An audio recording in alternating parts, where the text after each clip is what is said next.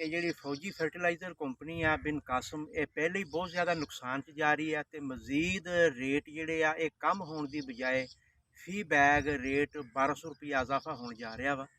ਤੇ ਮੇਰਾ ਵੀਡੀਓ ਬਣਾਉਣ ਦਾ ਮਕਸਦ ਆ, ਮੇਰੀ ਗੱਲ ਦਾ ਲੁਬੇ ਲਬਾਬ ਇਹ ਆ ਕਿ ਮੇਰਾ ਕਾਸ਼ਤਕਾਰਾਂ ਨੂੰ ਪੈਗਾਮ ਆ ਕਿ ਮੂੰਜੀ ਦੀ ਫਸਲ ਤੇ ਸਾਡੀ ਕੋਈ ਵੀ ਫਸਲ ਆ, ਸਾਨੂੰ DAP ਦੀ ਬਹੁਤ ਜ਼ਿਆਦਾ ਜ਼ਰੂਰਤ ਆ। ਤੇ DAP ਜਿਤਨੀ ਤੁਹਾਡੀ ਫਸਲ ਹੈ ਉਸ ਦਾ ਤੁਸੀਂ ਇੰਤਜ਼ਾਰ ਨਾ ਕਰੋ, ਉਹਨੂੰ ਪਰਚੇਜ਼ ਕਰ ਲਓ, ਖਰੀਦ ਲਓ। ਅਗਸਤ ਦੇ ਪਹਿਲੇ ਹਫਤੇ ਹੀ 500 ਤੋਂ ਲੈ ਕੇ 800 ਰੁਪਈਆ ਬੈਗ ਜਿਹੜਾ ਨਾ ਉਹ ਵੱਧ ਰਿਹਾ ਵਾ। बढ़न की वजह यह आ कि ये जोड़े जखायर आ गौरमेंट के कोल जो ज़र मुबादला कोई नहीं है इनू खरीदने वास्ते। ये जोड़े जखायर आ दिन ब दिन कम हो रहे हैं। तो जी ये वड्डी कंपनी आ फौजी फर्टिलाइज़र बिन कासम कंपनी वो पहले ही बहुत ज़्यादा नुकसान से जा रही है। तो लिहाजा किसी सूरत भी रेट कम नहीं होना, रेट ने वधना वा। इस वास्ते DAP परचेज़ कर लो, जितनी तुहानू जरूरत है वो तुसीं खरीद के रख लो।